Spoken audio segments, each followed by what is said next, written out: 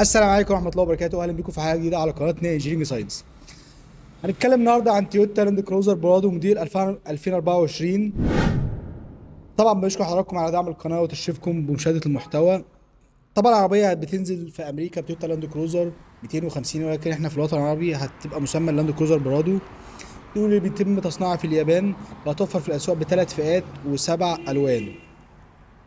طبعا التصميم يعتبر كلاسيكي لسيارات تويوتا الدفع الرباعي، مستوحى من عربيات قبل كده.